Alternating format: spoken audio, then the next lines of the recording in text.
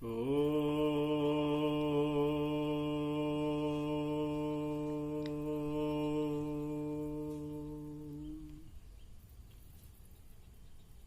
प्रिय आत्मन, आज हम कलयुग के दिव्य देव लीले के अस्वार तीन वाणधारी हारे का सहारा श्याम धनी श्याम प्यारा अनेक नामों से कलयुग में विख्यात भगवान श्याम घनी की पावन चर्चा का दिव्य चर्चा का आनंद लेंगे। धर्म क्षेत्र कुरुक्षेत्र में धर्म युद्ध का आरंभ हो चुका था। घड़ियाल बज रहे थे, शंखनाद हो रहा था और भाइयों में युद्ध का आरंभ हो रहा था। दोनों तरफ सजकर के सेनाएं तैयार थीं। बड़े बड़े शूरवीर पराक्रमी योद्धा इस युद्ध में सम्मिलित हुए थे। इसमें एक महावीर नीले घोड़े पे विराजमान होकर के तेजोमय मुखमंडल वाले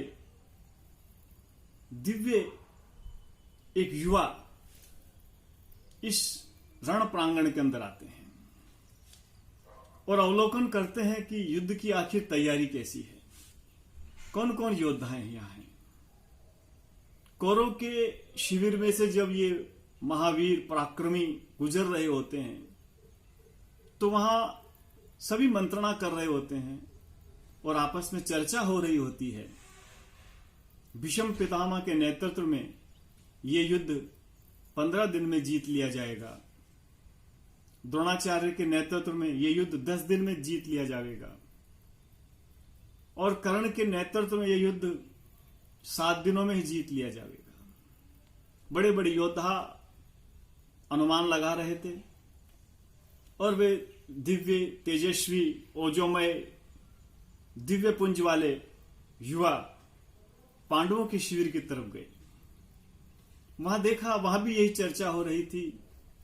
दूतों ने कहा भगवान कृष्ण के पास बैठे हुए पांडवों को कि कर्ण के नेतृत्व में यह युद्ध 6-7 दिन में जीत लिया जा सकता है।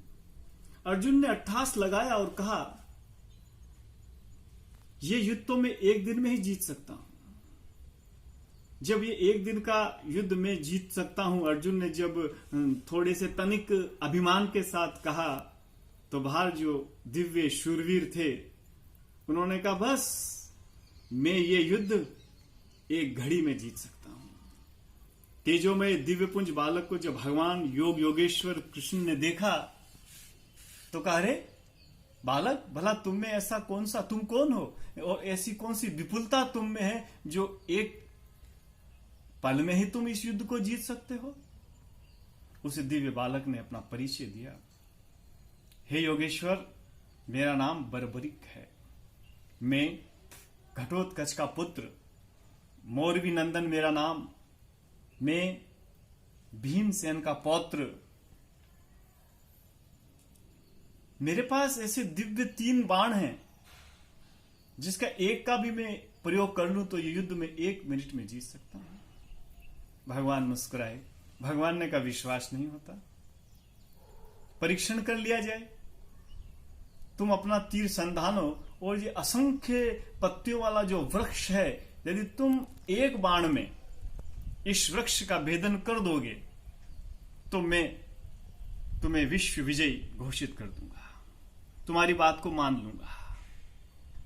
और आंख बंद करके दिव्य कुमार ने, दिव्य बर्बरिक ने, घटोत्कच पुत्र ने, भीमसेन के पौत्र ने 1 बाण संधान किया और उस वृक्ष पे छोड़ दिया। यह एक विशेष बात हो गई, एक विशेष घटना हो गई। भगवान कृष्ण ने वृक्ष का 1 पत्ता अपने चरणारविंद के नीचे रख लिया और जैसे बाण का संधान हुआ, एक ही बाण ने उस असंख्य वृक्ष के पात्रों को भेदते हुए भगवान कृष्ण के चरणों में आकर के वो तीर जैसे ही आया, भगवान ने अपना चरण हटाया और वो भगवान के चरणारविंद में जो पात्र था, पत्ता था, वो भी बिध गया। भगवान मुस्कुराए। भगवान ने कहा अवश्य तुम ये युद्ध एक पल में जीत सकते हो, लेकिन तुम किसकी तरफ से युद्ध करोगे? बरबरीक ने कहा हे नाथ, मैं उस तरफ से युद्ध करूंगा जो हार रहा हो, जो पराजित हो रहा हो, जो निर्बल हो, जो असहाय हो, जो बलहीन हो, मैं उसकी तरफ से युद्ध करूंगा। भगवान तो योगेश्वर थे, भगवान तो जानते थे कि युद्ध कौरव हारेंगे, और यदि ये कौरव की तरफ ये वीर खड़े हो गए तो ये युद्ध का अभी से परिणाम निकला हुआ ही है। भगवान मुस्कुराए। भगवान ने कहा वीर, अवश्य हारे के साथ तुम खड़े हो, असहाय के साथ खड़े हो, लेकिन यदि अधर्म के तरफ लोग खड़े हुए हों तो? युवक ने मुस्कुरा करके कहा मैं धर्मात्मा हारे का सहारा हूं, जो अधर्मी हैं मैं उनके पक्ष में युद्ध नहीं कर सकता। भगवान ने कहा मैंने सुना है तुम बहुत बड़े दानी हो, क्या तुम अपना शीश मुझे दे सकते हो? अट्टहास करके मुस्कुरा करके वीर बरबरीक ने कहा हे तीनों लोक के स्वामी, हे नाथ, यदि आप मांग रहे हैं, दाता मांग रहे हैं, जो सबको देने वाले हैं, यदि वो मांग रहे हैं तो मैं शहर से अपना मस्तक से दे सकता हूं, लेकिन मेरी इच्छा है कि मैं ये युद्ध देखूं। और यहां बात बड़ी गहरी हो गई। बरबरीक युवक का, दिव्य पुरुष का, दिव्य आत्मा का, तेजोमय बालक का जो शीश एक जगह स्थिर किया गया, और ये पूरा युद्ध बरबरीक ने अपने दिव्य नेत्रों से देखा, दृष्टा बन करके देखा। और जब युद्ध समाप्त हो गया, पांडव विजय हो गए, और पांडवों को थोड़ा सूक्ष्म अहंकार जागा कि हम विजय हो चुके हैं, अर्जुन ने भगवान माधव से कहा कि प्रभु हमने युद्ध जीत लिया है। भगवान मुस्कुराए, अभी इतनी जल्दी निर्णय कैसे करते हो? अभी तो वीर जब कहेगा। और सभी बरबरीक के मस्तक के पास आए और भगवान मुस्कुरा करके बोले हे वीर शिरोमणि बरबरीक, आप बताएं ये युद्ध किसने जीता है? बरबरीक ने अट्टहास लगाई, मुस्कुरा करके कहा हे योगीराज, हे भगवान कृष्ण, हे प्रभु, मैंने इस युद्ध में ना तो किसी को हारते हुए देखा, ना किसी को जीतते हुए देखा। मैंने तो देखा चारों तरफ आपका चक्र सुदर्शन प्रदक्षिणा कर रहा था, परिक्रमा कर रहा था। और ये विजय युद्ध तो मैं जहां देखता था बस आपकी ही लीला देखता था। सभी पांडवों का वहां गर्व तुरहित हो गया।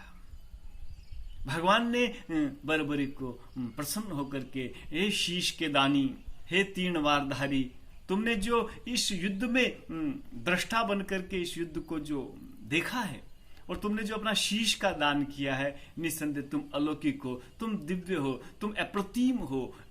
भूतो ना भविष्यति, तुम्हारे जैसा दानी ना कभी हुआ ना होगा। मैं तुम पे बहुत प्रसन्न हूं। आज से मैं अपना नाम तुम्हें देता हूं। तुम कलयुग के अंदर धर्म की रक्षा के लिए धर्म की तरफ से सदा हारे का सहारा बन करके जगत के जीवों को आनंद प्रदान करोगे। और आज से मेरा नाम श्याम तुम्हारे आगे लगेगा। तभी से खाटू नरेश श्याम भगवान कृष्ण के नाम से वंदनीय है, अर्चनीय है, पूजनीय है।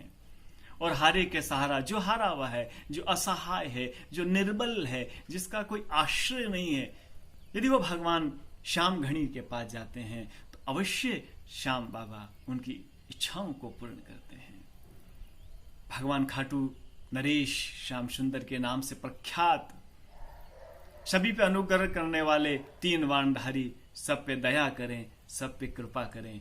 ऐसी हृदय के अंतरंग भावों से हम भगवान श्याम को प्रणाम करते हैं।